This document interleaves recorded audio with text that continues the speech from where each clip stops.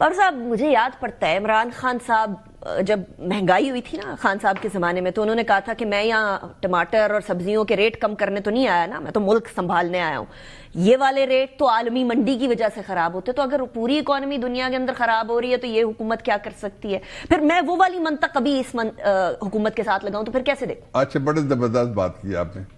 آپ کو یاد ہے ایک دن کا ایجنڈا ہوتا تھا آلو آلو آلو سارے ٹی وی، دوسرے دن کا ہوتا تھا ٹماٹر ٹماٹر، تیسرے دن گاجر، چوتھے دن دھنیا، پانچویں دن لہسن. کوئی بات کرتا ہے؟ آپ لوگ تو کرتے ہوں گے. کوئی بات کرتا ہے آپ مہنگائی کے بارے میں؟ یہ منع ہے، مت بات کرو مہنگائی کے بارے میں. اچھا سنیے نا، منع ہے باقاعدہ. جو فگرز دیتے ہیں، جس نظام میں اسحاق ڈار ہوگا اس نظام کے اوپر پوری دنیا شک کرتی ہے. پاکستان میں پروون ہے فجڈ فگر آئیں گے.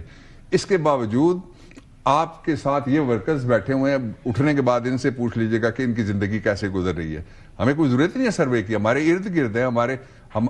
مثال کے طور پہ ان سہولتوں والے ہمارے رشتہ دار سارے تھوڑے ہی ہوں گے، ہمارے محلے دار سارے تھوڑے ہی ہوں گے. اس لیے کوشچن یہ ہے کہ نظام بالکل ناکام ہے، حکومت بالکل ناجائز ہے. ایک ہی راستہ ہے کہ گفتگو کے ذریعے سے پاکستان کو کانسٹیٹیوشنل رول دیا جائے اور لٹا ہوا مینڈیٹ اس کے اصل وارثوں کو واپس. گفتگو والی بات آپ کی بالکل بجا کہ گفتگو اس سے بہت پہلے ہو جانی چاہیے تھی، لیکن گورنمنٹ کو شکوہ یہ ہے کہ عمران خان صاحب تیار نہیں ہو رہے تھے. ابھی 26 نومبر کے بعد کچھ ایسا تبدیلی آئی ہے بلف کال کر مذاکرات پہ آ گئے. آپ بھول گئی دسمبر میں نے کہا ہوا تھا، آپ نے کہا تھا میرے پروگرام. دسمبر کے بعد تبدیلی آئی ہے اس لیے کہ ان کے آپشن ختم ہو گئے. کن کے آپشن ختم ہوئے؟ حکومت کے جو نظام ہے ناجائز، وہ کہہ رہے ہیں خان صاحب کے آپشن ختم ہو گئے. اس ناجائز نظام کو ساری دنیا میں مار پڑنا شروع ہوئی ہے، ساری دنیا. اچھا، اب یہ پہلی بار ہو رہا ہے کہ کسی ملک کا وزیر دفاع، آپ نے کبھی سنا ہے جس طرح کی گفتگویں ہو رہی ہیں؟ یعنی ہمارے وہ ہیرو جس کے نام کے اوپر ہم نے اپنے بیلسٹک میزائلز کے نام رکھے ہیں، ان کے بھی تنقید شروع ہے. ہذیان ہے ایک، اور ایک طوفان ہے بدتمیزی کا جو برپا کر کے صرف لوگوں کی توجہ دو چیزوں سے ہٹا رہے ہیں.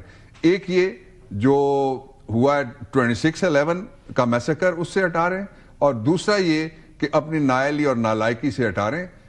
دو ٹیمیں آپ نے بالکل درست کہا تھا کہ ان کے پاس موجود ہیں. ایک ٹیم کا کام ہے وہ گڈ بوائز بنے، دوسری جو وہ بیڈ بوائز. ٹھیک، آپ کہہ رہے ہیں یہ ان کا طریقہ کار ہے، طریقہ واردات کہہ رہے ہیں آپ اس کو؟ شروع سے یہ میں نے نہیں کہا، یہ تو بڑے پیر پگارا صاحب کہہ گئے کہ جب وقت آتا ہے تو یہ پاؤں پڑتے ہیں، وقت گزر جاتا ہے تو گلے پڑتے ہیں. یو ٹرن والی بات تو خان صاحب نے بھی کہی ہے. نہیں، یو ٹرن ہوتا ہے ریزنیبلنس. یو ٹرن ہوتا ہے صرف اس میں کہ if there is some reason which is not coming to my mind، آپ لاجیکل طریقے سے مجھے سمجھائیں یہ ایسا نہیں ہے، یہ ایسا ہے. یہ تو یو ٹرن ہو گیا. یہ تو ضمیر فروشی ہے پرلے درجے کی کہ لوگوں کے مینڈیٹ کے اوپر قبضہ کر کے بیٹھ جائے اور کہے کہ میں ملک کی تقدیر بدل دوں گا. صاحب ایک اور چیز کو ضمیر فروشی کہا جا رہا ہے. وہ اس چیز کو کہا جا رہا ہے کہ پہلے امریکہ کو ایبسولوٹلی ناٹ سائفر کیوں بھیجا، اور اب وہ بیلسٹک میزائل کے حوالے سے ادھر سینکشنز لگا رہے ہیں. وہ ہم لوگوں کو غزہ کی طرف نہیں دیکھ رہے ہیومن رائٹس وائلیشن کو، اسرائیل کی سپورٹ کیے چلے جا رہے ہیں، بم بھی دے رہے ہیں، میزائلز بھی دے رہے ہیں.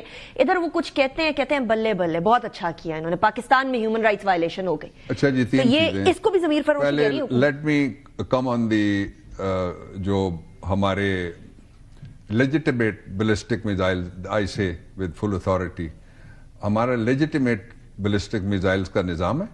یہ 88-89 کے دوران شروع ہوا، اور اس کے بارے میں 88-89 سے لے کے اتنی بڑی ناکامی پاکستان کو پہلے دیکھنے کے لیے نہیں ملی.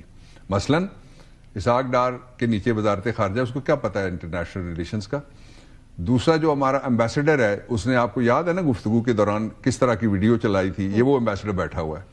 ان کے پاس یہ خبر ہونی چاہیے تھی کہ some thing is going against Pakistan. اور کام کیا ہوتا ہے؟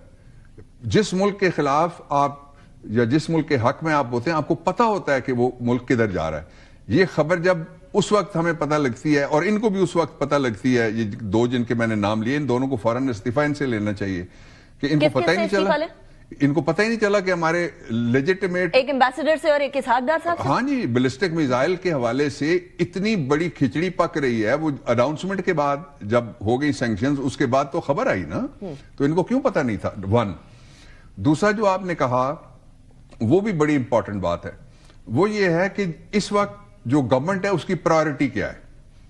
اس کی پرائرٹی یہ ہے کہ کسی طریقے سے قرض لو, کسی طریقے سے اس کو خرچ کرو, کسی طریقے سے جو آپ نے دیکھا پنجاب میں جو پوری اسمبلی کی تنخواہوں میں کتنا اضافہ کیا گیا ہے.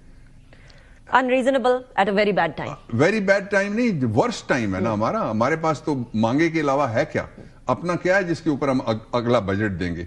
یہ نظام پورا سسٹم یہ بین الاقوامی طور پہ اس نے پاکستان کو تنہا کیا ہے, ان کی کریڈیبلٹی کوئی نہیں ہے.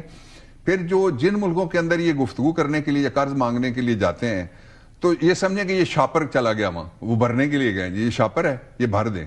ابھی آپ نے نہیں دیکھا ایک طرف بڑی ڈیموکریسی کی باتیں اور ڈیموکریٹک ویلیوز کے نام کے اوپر بنائے ہوئے اپنے این جی او کے لیے, ابھی انہوں نے بتا دیا ہے کہ یو ایس ڈی سے یا کس سے پتہ نہیں, میرا سوال یہ ہے کہ سے لیا 5 ملین امریکہ کی طرف کیوں دیکھ رہی ہے, پاکستان میں بیٹھ کے وہ سٹائلش گفتگو کرتے ہیں امریکہ کے بارے میں. ہم جو آپ نے کہا تھا ایبسولوٹلی ناٹ, وہ عمران خان نے بالکل درست کہا تھا, اس لیے کہ ہم سے اڈے مانگے جا رہے تھے, ایک کوریڈور مانگا جا رہا تھا افغانستان کے حوالے سے. اب بھی وہی ہونا چاہیے نا صاحب, وہی ہے نا, اور کیا ہے.